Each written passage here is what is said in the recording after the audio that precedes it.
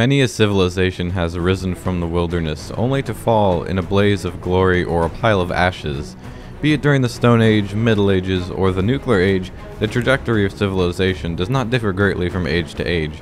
History doesn't usually repeat itself, but it often rhymes.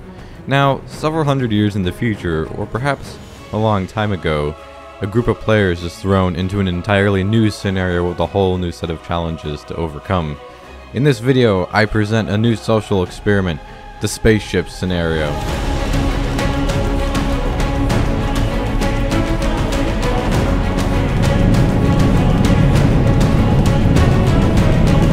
"100 players are trapped on a massive spaceship stranded millions of miles from civilization. Their ship suffered a malfunction during the FTL transit between planets, causing it to revert to real space with many critical systems heavily damaged. Will the players be able to successfully repair their ship and get underway once more, or will they succumb to the dangers of outer space and slowly go mad as they watch their crewmates fall all around them? To attempt to fix the ship, players can scavenge materials from various resource rooms and mob spawners located throughout the vessel. However, they will also have to contend with an unexpected, invincible guest on board with them.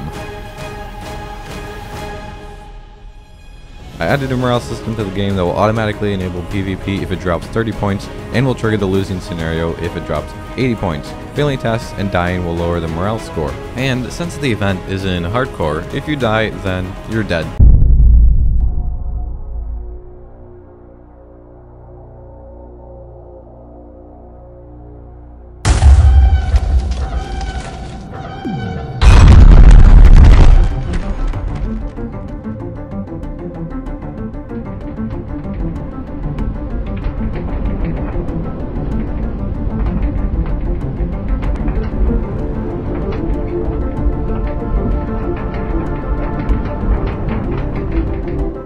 The game started out with 100 players on the server, but partway through the event I was forced to lower the player cap due to the performance dying with so many players confined to a 400 block long map. If you want to explore a version of this map for yourself, you can find a schematic of my Venator Star Destroyer on my Patreon. The majority of the map seen in this video was constructed in survival over many videos and streams, and if you're interested in watching future streams, we've got a long-term hardcore series going over at twitch.tv/SbeevyT, so be sure to go drop a follow over there if you're interested. Big shout out to Ish and Magic Gum for inspiring this video. If you want to see more like it in the future, consider leaving a like and subscribing down below. Very quickly after getting spawned on the ship, the players began to disperse to various different regions. Some of them stayed around in the hangar to examine the task board to see what has to be done first, but many of them just ran right into the back of the ship, finding rooms such as the reactor room and the armory. This one person who found the armory, it's very lucky, gets first pick of all the gear to be had in here. A few players wasted no time in finding one of the first mining rooms as well, although one person found a room that has some mining in it, but it's not the mining room. I think they got a little bit confused with the kind of room that it was. To be fair, they can break spruce logs, so it's not like that's illegal. Meanwhile, back in the main hangar, the players who stayed there instead of leaving were probably regretting their decision, as the invincible aliens showed up at that point and started chasing them around, wreaking a little bit of mayhem. Most of the players were able to run away from it, except for this one poor person here by the name of Zizzy. Oh, and there they both go. I think I might need to respawn that alien. One new alien later. A group of players who weren't getting chased around by the alien quite yet were happily fishing and or swimming in the hangar deflector shield. It's interesting that works out, but it does in fact. They were just having a good time, just kind of chilling. A bunch of other players were all the way at the back of the ship, actually in the tail, you could call it the tail. A large group of them were making their way up through the ship on their way to the command bridge to go and see what's what. A bunch of stuff will show up there later, however most of it isn't really there at the moment. Nevertheless, this did not deter the small army of crew members and soldiers who arrived at the command bridge. And who should reappear in the main hangar bay but our old friend, the invincible alien, back to chase around and terrorize the players who still had not left.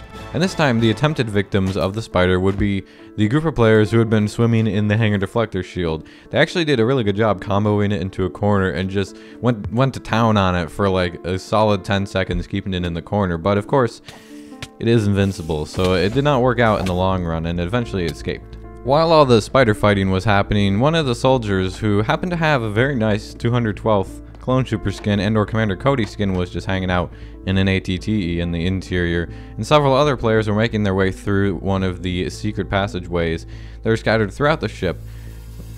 And in fact, one of these players, Nick Redstone, would be the first person to make it all the way to the front of the ship, past the blocked off nether portal, and into the custom nether biome. Of course, making it to that is no mean feat. You have to go through a lot of secret passageways to actually get there. And once you get there, you have to not die to the blazes or walk in the fire or fall in the lava, which, I mean, if you're not asleep at the keyboard, it's not too hard. It only took one blaze kill for them to get their first blaze rod, and it wouldn't take long either for more players to arrive to help out with the gathering. MC Creeper over here was using an item launcher to launch themselves into a water stream inside of the items. They're a little bit confused, but they got the spirit. By this time, the resource room locations were pretty common knowledge, and players were going to and from both of them to get various resources. From the one with the wood, you can also get food and crafting supplies, and then of course we've got the other resource room that's got all of the ores and stuff, both of which happen to be on a 5-minute timer. And speaking of 5-minute timers, this one just tripped right here and refilled the ore mining room just in time for a ton of players to arrive and begin stripping it of resources once more. The reactor room was seeing a small but steady trickle of players run by the objective to see about potentially fixing it, and the traffic would only increase with time as players got more and more resources.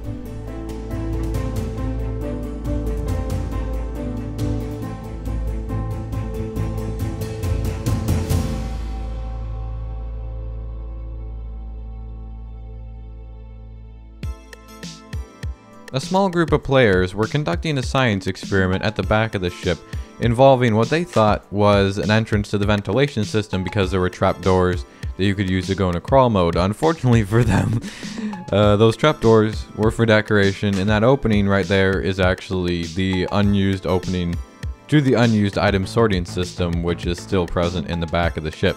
In other words, that person required a bit of rescuing. The player who didn't require rescuing though was MC Creeper, as they decided wisely not to plunge into the pit of guardians and salmon. I mean, the salmon aren't any problem, but there's a lot of guardians down there that might not be advisable to swim next to. So instead they ran back into the engineering room for the engine, and we're gonna just assume there's no like radiation or anything back there. Clearly a 5-minute timer is way too long when confronted with a small army of players, like we see here at the ore mining room, as they completely stripped it and had to wait for several minutes just for it to reappear so they could begin the process over again.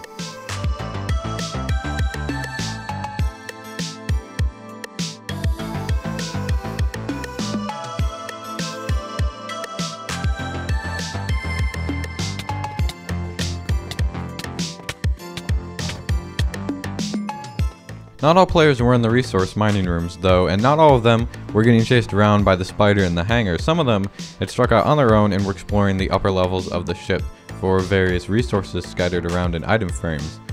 This one player in particular decided to go on a super long journey through the network of secret passageways, all the way from probably the second or third highest level to almost the opposite end of the ship, using just secret passageways. Throughout the event, several players took up the role of Good Samaritan and decided to use a bunch of the resources gathered from the mining rooms to block off the falling hazard that is the bottom hangar. But those Good Samaritans also had their counterparts in other players who purposefully stood next to the edge of the hangar, wielding fishing rods, attempting to fishing rod people into the void. But anyways, moving on. Another subgroup of the players were to be found happily playing Among Us Simulator, running into and out of the vents at various points across the ship, and even a few of them decided to do a bit of food sharing like the good crewmates that they are.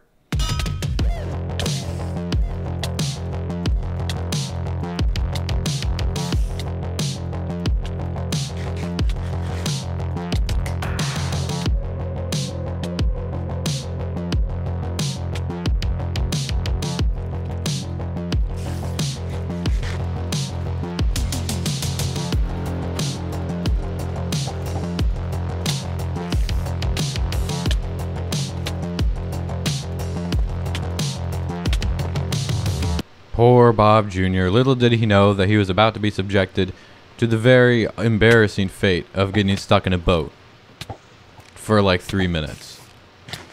Meanwhile, at the very front of the ship in the nether room, we find Obi-Wan Kenobi himself, judging by the skin, battling blazes in a desperate attempt to acquire the blaze rods necessary to fix the ship.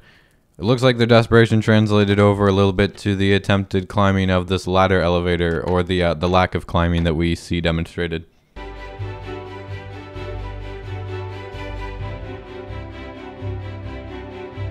One very brave player decided to exit the secret passageway / vents at the underwater exit in the Guardian Pond, which I must admit, I was not expecting due to the obvious danger posed by that attempt. I was not expecting a giant spider statue in the front of the ship to get erected either, but I was happy to see that the players had almost finished blocking off the entire bottom hangar. Unbeknownst to most of the players, a small but super kitted out group of people had been forming in the very back of the ship, in my original living quarters on the Venator when it was a survival base, which means that it happens to have a lot of useful things, which is probably why they were there. Actually, you know what, they're probably just there for the Axolotl Aquarium.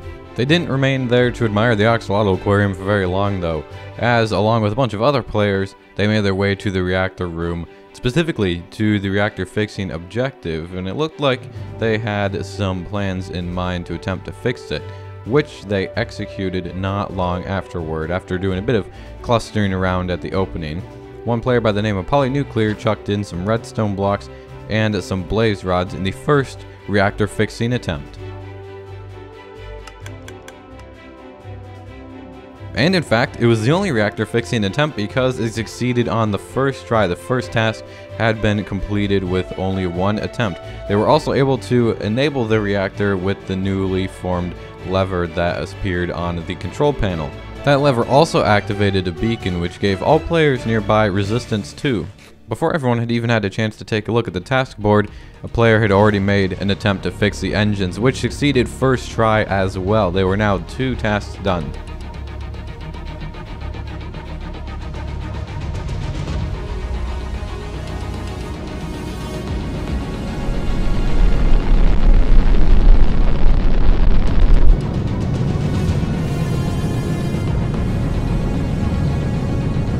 In addition to turning on the beacon, the lever that was flipped in the reactor room also enabled players to turn on power to other ship systems so that they could be fixed, such as gravity and lights. Many players had had a chance to stop by the task board to see what had to be done next, and what had to be done next, in fact, was gravity and lights fixing. 2 different groups of players formed pretty early on, one with the goal of fixing gravity, one with the goal of fixing lights, and each task requires some different items, so they were able to maximize their efforts by splitting up to get different stuff. After a bunch of resource gathering, a group of players began attempting to fix gravity by throwing in a bunch of melons, among other things. However, this would go down as their first failed attempt at fixing a task, thereby lowering the morale by 1 point. Another attempt was made which also failed, bringing the total morale lowered by gravity to 2. But on the 3rd attempt they would succeed, thereby clearing everyone of their effects and returning everything to normal, which also includes fall damage. They can't just jump down elevator shafts now. Right after they fixed the gravity, I was forced to go and break a few command blocks, not related to gravity, but related to the power being restored. Someone was spamming the lever and filling up the chat with power restored. As one player put it, we get it. I think the power is restored now. Yep, you guys in chat are right. It is restored like 24 times. Right on the heels of fixing gravity, an attempt was made at fixing the lights, which unfortunately failed the first time. But that wasn't the only thing lowering morale, as one of the players wearing one of the 212th Clone Trooper skins unfortunately met their untimely end at the hands of Bob Jr. as they were trapped in a secret passageway. A large group of players also discovered that the map was built with blast furnaces that they could use to smelt stuff instead of the nasty furnaces I provided them, which was probably smart and was probably the best use those blast furnaces were ever put to. They certainly weren't worth it for the decoration, I'll tell you guys that. Don't ever build with blast furnaces in survival. It's not worth it. I've made like 4,000 of them. Just don't do it. Many attempts at fixing the lights later, they were able to succeed at the cost of a large amount of morale. However, at the very least, they can see pretty well now.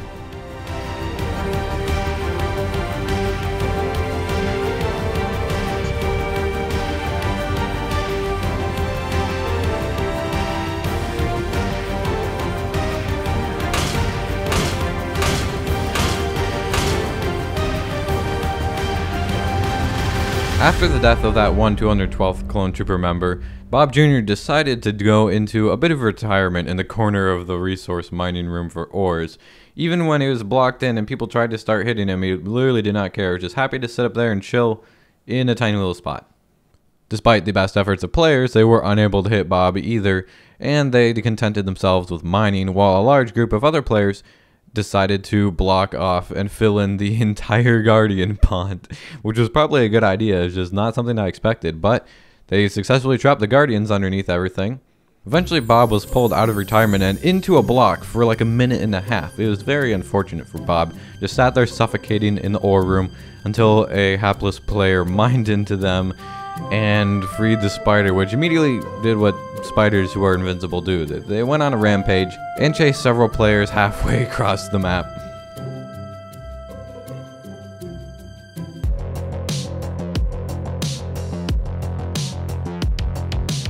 A small group of the players who were kitted out and had a diamond armor and been collecting a bunch of resources had holed themselves up in the secondary command bridge, technically the flight deck, for the hangar, where several of the other tasks were located, the next task after gravity and lights. They made several attempts to fix it, but after several failed attempts and a few random deaths, the PvP was about to be enabled. This caused a flurry of distress in the chat, quickly followed by multiple deaths.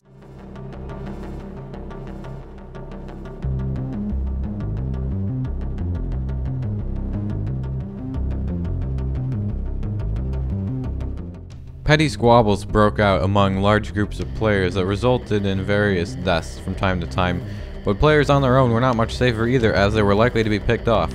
Some players even decided that it would be a good idea to start hanging around the escape pod, just in case that morale dropped another 41 points down to the abandoned ship.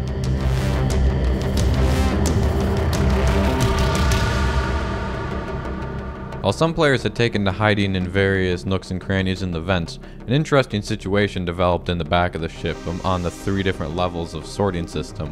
One player holed themselves up all the way at the back. A bunch of other players were on a different level. They were all pretty much kitted out in iron, and on a level above them was the diamond armor players, but the iron armor players also had managed to capture Bob Jr. in a boat. Again.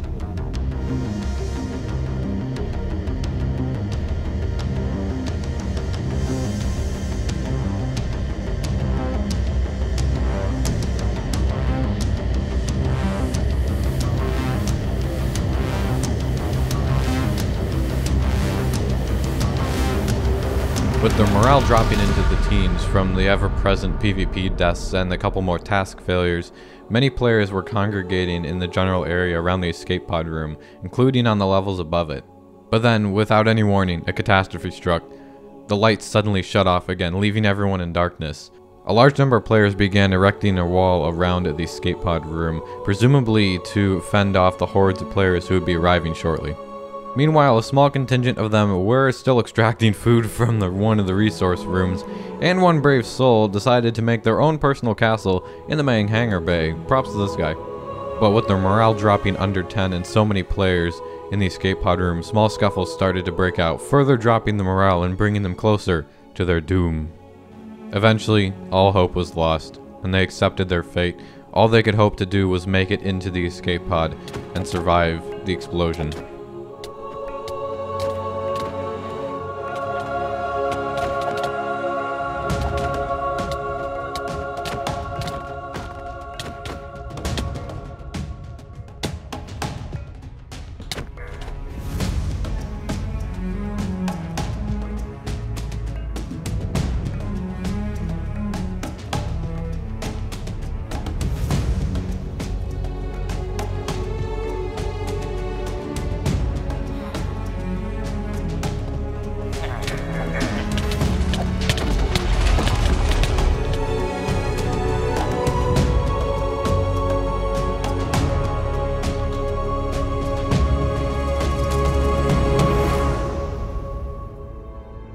This concludes our social experiment, or does it? While many of the players did not make it off the ship, around 15 to 20 of them did manage to get to the escape pod before the explosion, and now you're probably wondering, what happened to those players now?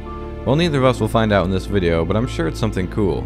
I could potentially be persuaded to do a rerun of this civilization scenario if you guys really want to see the other outcome as well, so be sure to leave a comment down below if that's something you'd like to see. You know, the more I think about it, the players who did escape might really appreciate the other outcome as well, not because of the death of their ship so much as what they might be facing now.